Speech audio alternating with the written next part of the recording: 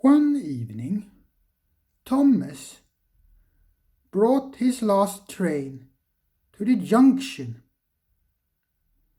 He went for a drink. "I'm going to the big station," he said to Percy and Toby. "So are we," they answered.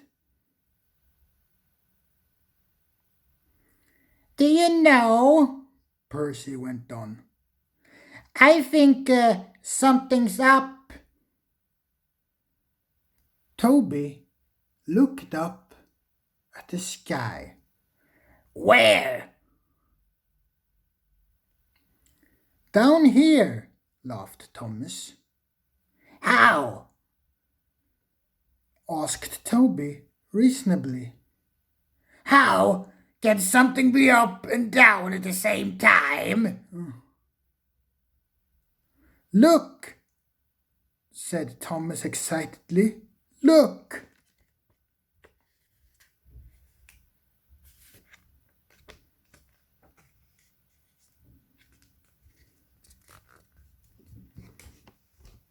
Seven engines from the other railway were coming along the line.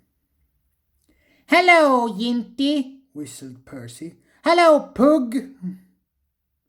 "They're friends of mine," he explained.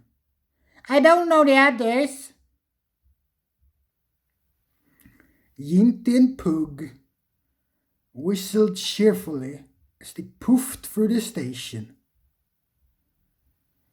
"What's all that about?" asked Thomas. "The Fat Controller's got a plan," answered his driver. "And he's going to tell us. Come on." So they all went to the big station at the end of the line, where all the other engines had gone as well. The Fat Controller was waiting for them there.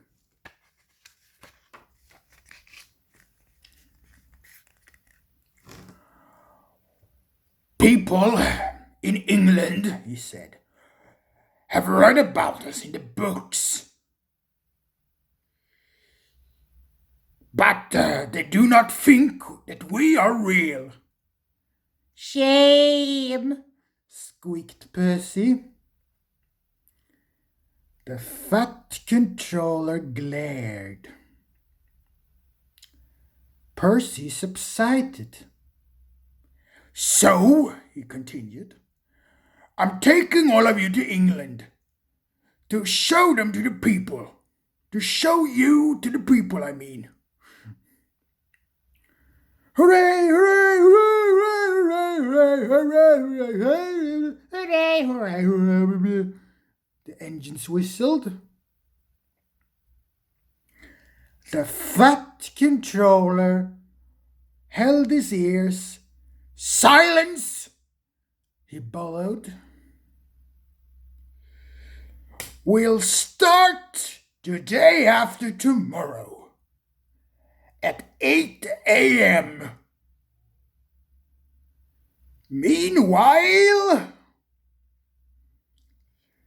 as these engines from the other railway have kindly come to take your places, you will show them all how we work over here tomorrow."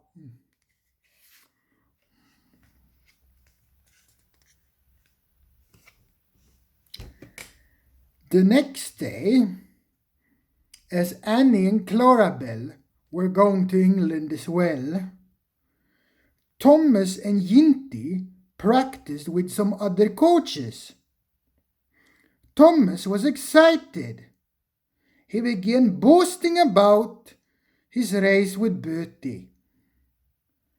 "I whooshed through the tunnel and stopped inches through the buffers like this." Crash! The buffers broke. No one was hurt, but Thomas's front was badly bent. Telephoned the Fat Controller. I'll send up some men, he said. But if they can't mend Thomas in time,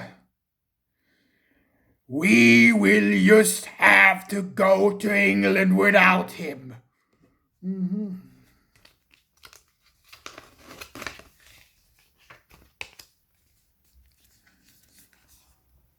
The next morning, the engines were all waiting at the junction. Toby and Percy were each on a truck, and Duck had pushed them into place behind Edward. Henrietta stood on a siding. The fat controller had called her a curiosity. I wouldn't dream about leaving you behind, he said. I'll fit you up as my private coach. She felt very grand. Gordon, Henry, and James were in front. They whistled impatiently. The fat controller paced the platform. He looked at his watch. 1 more minute, he said, turning to the guard. Beep,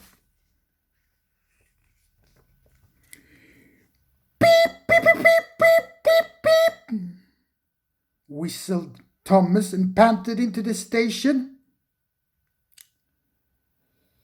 Annie and Clarabelle twittered anxiously.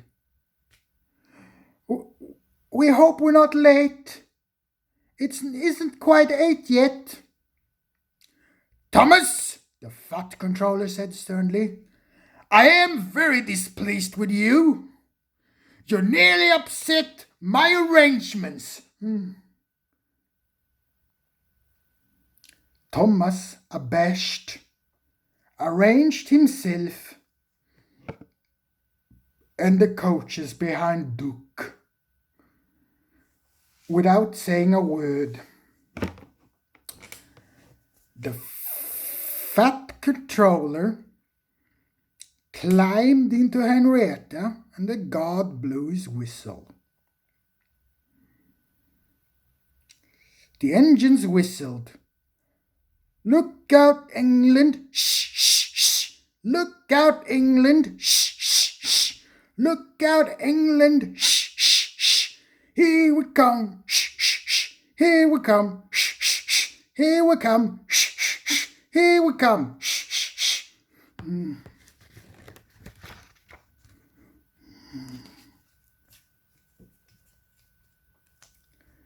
The engines stood side by side in a big airy shed. Hundreds of people came to see them. They climbed in and out of their cabs every day. The engines liked it at first, but presently they started to feel very bored. People along the lines put flags out and cheered when they came home. We're glad to see you, they said. The other engines did their best, but they don't know our ways. Nothing anywhere can compare to our fat controller's engines.